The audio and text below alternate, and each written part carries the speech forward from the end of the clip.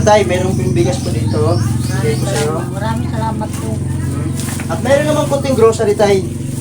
Pwede naman. Ito po, magagamit mo pang ulam-ulam mo. So, siyempre, pagbibigyan din po tayo ng 1,000 pesos cash. Ito po yung tay.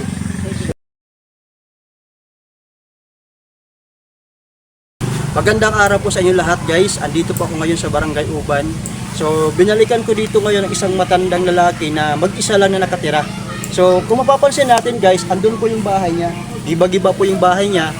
So, kaya po ako nagbalik dito para mabigyan po natin ng konting tulong. Dahil meron pong sponsor na nagpaabot po ng tulong sa kanya. So, pupuntahan po natin guys. Tara guys, samahan niyo ako.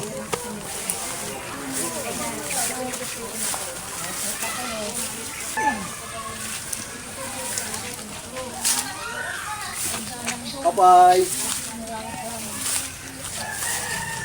Tay, magandang hapon, tay.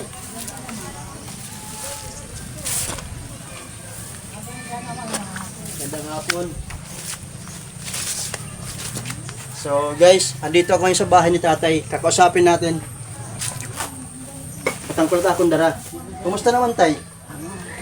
Amo, pay? Anong pangalan mo? Ben Binido. Ben Binido Gato. Gato. Binalaga na ako nanay. Okay. Ilang taon ka na, tay? Baka sobra na ako. Sinta. Sobre 80. So yun ang edad mo, 82 years old. O tama. Bienvenido. So tay, kung ikaw lang mag-isa nakatira dito, Ako na lang. ikaw na lang. So anong pinagkakabuhayan mo ngayon? Saan ka kumukuha ng pagkain mo araw-araw? Aw. Nagungutan. Nangungutang. Pero may nagbibigay din sa'yo dito para pagkain mo araw-araw. Amo yan ha. Maidam na ako pinturuki ako. Ah, mayroong pensyon, Anak akong konti. pensyon. 4,000 lang. 4,000. Bali, membro ka ng senior citizen. Aw, hindi ako. Ah, hindi ka isinali sa senior citizen, hindi ka kasali. Nakasali. Bakit hindi ka sinali? Dapat nga guys, si tatay matanda na. Dapat kasali siya sa tinatawag na senior citizen para kahit papano, meron siyang makukuha na pera buwan-buwan na magagamit mo pambili ng gamot. So bali hindi ka kasali talaga. Hindi ako kasali. Kawawa naman kayo tayo. Anak ko na ginin ko na sa Rigan. Nakato ko Manila.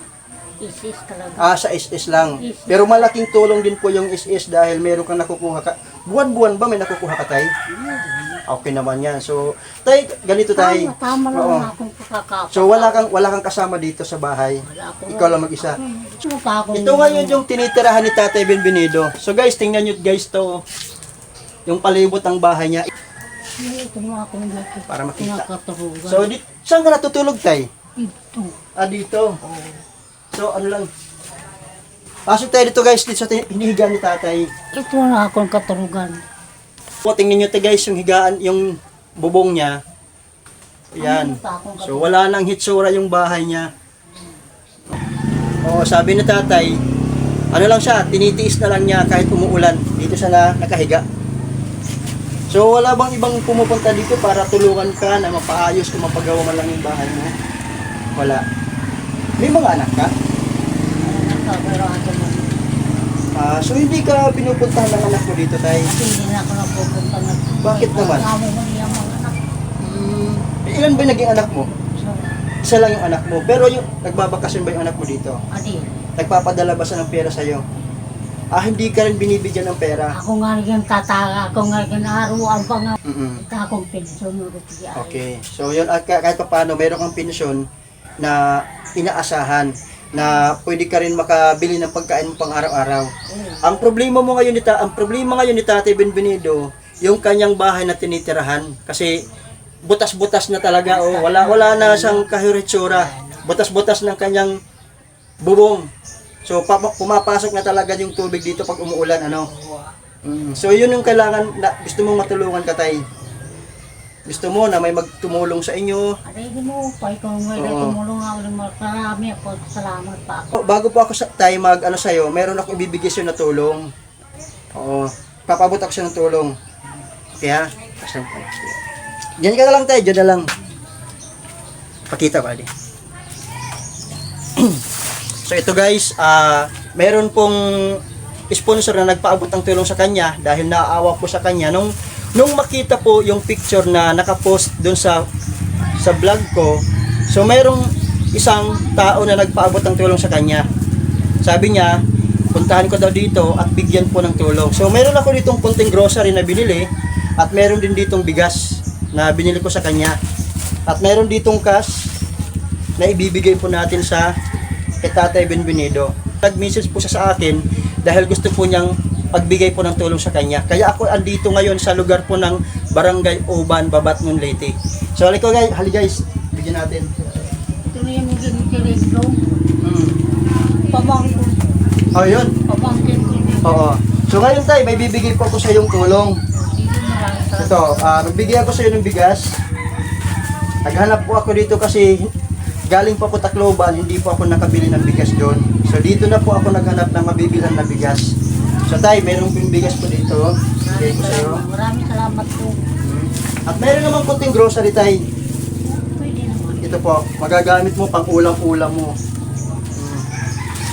So, syempre, pagbibigyan din po tayo ng 1,000 pesos cash. Ito po yung tay.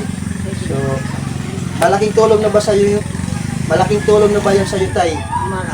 Malaking tulong na po. Oo. Okay. Maraming salamat sa Diyos sa kalooban na pinagkaloob po niya dito kay tatay dahil gumamit po si Lord ng tao na naging instrumento para maabutan po ng tulong si Tatay Benvenido. Tay, masaya ka ba tay na nabigyan ka ng tulong ngayon? Masaya ka ngayon tay. So tanong ko tay, kung mayroon kang bigas, saan ka naman nagluluto dito? Mayroon ka bang ginagamit na kalan? Wala, rice cooker. Mayroon ka ditong rice cooker. May kuryente ka dito. Mayroon.